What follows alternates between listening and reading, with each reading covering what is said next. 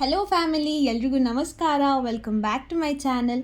So ಇವತ್ತಿನ special ಕುಟ್ಟ ಅವಲಕ್ಕಿ. ಇದನ್ನು ಉಳಿ ಅವಲಕ್ಕಿ ಅಂತ ಕೂಡ ಕರೀತಾರೆ. ಈ ರೆಸಿಪಿ ಸ್ನ್ಯಾಕ್ಸ್ಗಾಗಲಿ ಅಥವಾ ಬ್ರೇಕ್ಫಾಸ್ಟ್ಗಾಗಲಿ ತುಂಬಾ ಚೆನ್ನಾಗಿರುತ್ತೆ. ಒಂದ್ಸರಿ ಟ್ರೈ ಮಾಡಲೇಬೇಕಾಗಿರೋಂಥ ರೆಸಿಪಿ. ಸೊ ಬನ್ನಿ ಹೇಗೆ ಮಾಡೋದು ಅಂತ ನೋಡೋಣ. ಮೊದಲನೇದಾಗಿ ನಾವಿಲ್ಲಿ ಗಟ್ಟಿ ಅವಲಕ್ಕಿನ ಬಳಸ್ತಾ ಇದ್ದೀವಿ. ನಿಮಗೆ ಪ್ರಮಾಣ ಎಷ್ಟು ಬೇಕೋ ಅಷ್ಟು ನೋಡಿ ತೊಗೋಬೋದು. ನಾವಿಲ್ಲಿ 4 ರಿಂದ 5 ಜನಕ್ಕೆ ಆಗೋ ಅಷ್ಟು ಮಾಡ್ತಾಯಿದ್ದೀವಿ. ಸೊ ನೋಡಿ, ಗಟ್ಟಿ ಅವಲಕ್ಕಿನ ಈ ರೀತಿ ತರಿಯಾಗಿ ರುಬ್ಕೊಂಡಿದ್ದೀವಿ. ತುಂಬ ನೈಸಾಗಿರಬಾರ್ದು ಅಥವಾ ತುಂಬ ತರಿಯಾಗೂ ಇರಬಾರ್ದು. ಈ ರೀತಿ ಮೀಡಿಯಮ್ ಆಗಿರಬೇಕು. ನೋಡಿ, ನಿಮಗೆ ತೋರಿಸ್ತಾ ಇದ್ದೀವಿ. ಈ ರೀತಿ ಸ್ವಲ್ಪ ತರಿಯಾಗಿ ರುಬ್ಬಿ ಮಾಡೋದ್ರಿಂದ ಕುಟ್ಟ ಅವಲಕ್ಕಿ ತುಂಬಾ ಚೆನ್ನಾಗಿರುತ್ತೆ, ರುಚಿಯಾಗಿರುತ್ತೆ. ಈಗ ರುಬ್ಕೊಂಡಿರೋ ಅವಲಕ್ಕಿಗೆ ರುಚಿಗೆ ತಕ್ಕಷ್ಟು ಉಪ್ಪನ್ನ ಆ್ಯಡ್ ಮಾಡ್ತಿದ್ದೀವಿ. ಜೊತೆಗೆ ಸ್ವಲ್ಪ ಅರಶಿನ, ಒಂದು 1/4 ಟೇಬಲ್ ಸ್ಪೂನಷ್ಟು. ಜೊತೆಗೆ ಮನೆಯಲ್ಲೇ ಮಾಡಿರೋವಂಥ ಪುಳಿಯೋಗರೆ ಪೌಡರ್ನ ಆ್ಯಡ್ ಮಾಡ್ತಾಯಿದ್ದೀವಿ. ಇಲ್ಲಿ 1 ರಿಂದ 1.5 ಟೇಬಲ್ ಸ್ಪೂನಷ್ಟು ಆ್ಯಡ್ ಮಾಡಿದ್ರೆ ಸಾಕಾಗುತ್ತೆ. ಈಗ ಸ್ವಲ್ಪ ಹುಣಸೆಹಣ್ಣಿನ ರಸನ ಆ್ಯಡ್ ಮಾಡ್ಕೊತಾ ಇದ್ದೀವಿ. ಎಲ್ಲನೂ ಆ್ಯಡ್ ಮಾಡಿ ಆದಮೇಲೆ ಎಲ್ಲನೂ ಹೊಂದ್ಕೊಳ್ಳೋ ರೀತಿಲಿ ಚೆನ್ನಾಗಿ ಮಿಕ್ಸ್ ಮಾಡ್ತಾ ಬನ್ನಿ. ಮಿಕ್ಸ್ ಮಾಡುವಾಗ ಯಾವುದೇ ರೀತಿ ಗಂಟಾಗದೇ ಇರೋ ಹಾಗೆ ನೋಡ್ಕೋಬೇಕಾಗುತ್ತೆ. ಅವಲಕ್ಕಿ ಅರಳಕ್ಕೆ ಎಷ್ಟು ಬೇಕೋ ನೀರು ಅಷ್ಟನ್ನು ಮಾತ್ರ ಉಪಯೋಗಿಸ್ಕೊಂಡು ಚೆನ್ನಾಗಿ ಮಿಕ್ಸ್ ಮಾಡ್ತಾ ಬನ್ನಿ. ಜೊತೆಗೆ ಖಾರಕ್ಕೆ ಇಲ್ಲಿ ನಾವು ಚಿಲ್ಲಿ ಪೌಡರ್ನ ಆ್ಯಡ್ ಮಾಡ್ತಾ ಇದ್ದೀವಿ. ನಿಮ್ಮ ಖಾರ ಎಷ್ಟು ಬೇಕೋ ಅಷ್ಟು ನೋಡಿಕೊಂಡು ಆ್ಯಡ್ ಮಾಡ್ಕೊಬೋದು.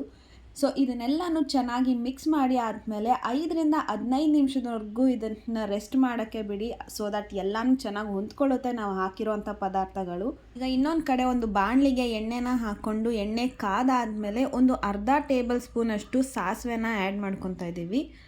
ಜೊತೆಗೆ ಕರ್ಬೇವಿನ ಸೊಪ್ಪು, ಒಣಮೆಣಸಿನ್ಕಾಯಿ, ಗುಂಟೂರು ಮೆಣಸಿನ್ಕಾಯಿ ಎರಡನ್ನೂ ಹಾಕ್ಕೊಂಡು ಒಗ್ಗರಣೆ ಹಾಕ್ಕೊತಾ ಇದ್ದೀವಿ.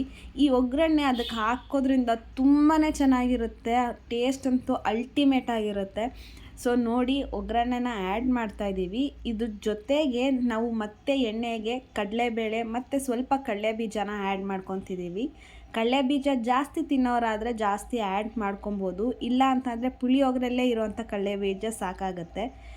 ನಾವು ಆಗಲೇ ಮೊದಲನೇ ಒಗ್ಗರಣೆ ಏನು ಕೊಟ್ವಿ, ಕರ್ಬೇವಿನ ಸೊಪ್ಪು, ಸಾಸಿವೆ ಮತ್ತು ಮೆಣಸಿನ್ಕಾಯಿ, ಅದ್ರ ಜೊತೆಗೇ ಆ್ಯಡ್ ಮಾಡ್ಕೊಬೋದು ಕಡಲೆಬೇಳೆ ಮತ್ತು ಕಡಲೆಬೀಜನೆಲ್ಲ. ನಾವು ವಿಡಿಯೋ ಕ್ಲಿಪ್ ಮಿಸ್ ಆಯಿತು ಅಂತ ಈ ರೀತಿ ಎಡಿಟ್ ಮಾಡಿ ಹಾಕ್ತಿರೋಂಥದ್ದು. ಸೊ ನೋಡಿ, ಎಲ್ಲ ಥರ ಒಗ್ಗರಣೆ ಕೊಟ್ಟಾದಮೇಲೆ ಈ ರೀತಿ ಚೆನ್ನಾಗಿ ಮಿಕ್ಸ್ ಮಾಡ್ಕೊಳ್ಳಿ. ಸೊ ಈಗೆಲ್ಲ ಆಗಿದೆ. ಇದಕ್ಕೆ ಫೈನಲ್ ಟಚ್ ಕೊಡೋಣ. ಏನು ಅಂತಂದರೆ ಇದನ್ನು ಬಿಸಿ ಮಾಡಬೇಕು. ಅಫ್ಕೋರ್ಸ್ ಚಳಿಗಾಲದಲ್ಲಿ ಬಿಸಿಯಾಗಿ ತಿಂತಾ ಇರಬೇಕು ಅಂತಂದರೆ ಎಷ್ಟು ಚೆನ್ನಾಗಿರುತ್ತೆ ಅಲ್ವಾ. ಸೊ ಬಿಸಿ ಮಾಡ್ತಾಯಿದ್ದೀವಿ. ಏನಿಲ್ಲ, ಒಂದು 5 ರಿಂದ 10 ನಿಮಿಷಗಳ ಕಾಲ ಬಿಸಿ ಮಾಡಿದ್ರೆ ಸಾಕು. ತುಂಬಾ ರುಚಿಯಾಗಿರುವಂಥ ಒಂದು ಸ್ನ್ಯಾಕ್ಸ್ ಅಥವಾ ಬ್ರೇಕ್ಫಾಸ್ಟ್ ರೆಡಿ ಆಗುತ್ತೆ.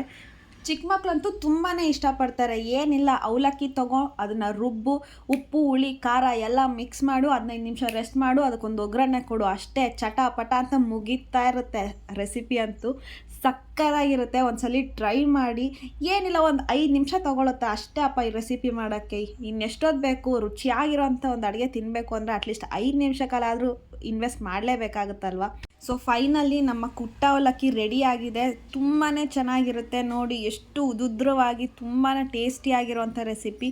ಸೊ ಈ ವಿಡಿಯೋ ನಿಮಗೆ ಇಷ್ಟ ಆಗಿದರೆ ಲೈಕ್ ಮಾಡಿ, ಶೇರ್ ಮಾಡಿ, ಕಾಮೆಂಟ್ ಮಾಡಿ. ದಯವಿಟ್ಟು ವಿಡಿಯೋನ ಸಬ್ಸ್ಕ್ರೈಬ್ ಮಾಡ್ಕೊಂಡು ನೋಡಿ. ಮತ್ತೆ ಸಿಗ್ತೀನಿ ಸಿಂಪಲ್ ರೆಸಿಪಿ ಜೊತೆಗೆ. ಟಾಟಾ.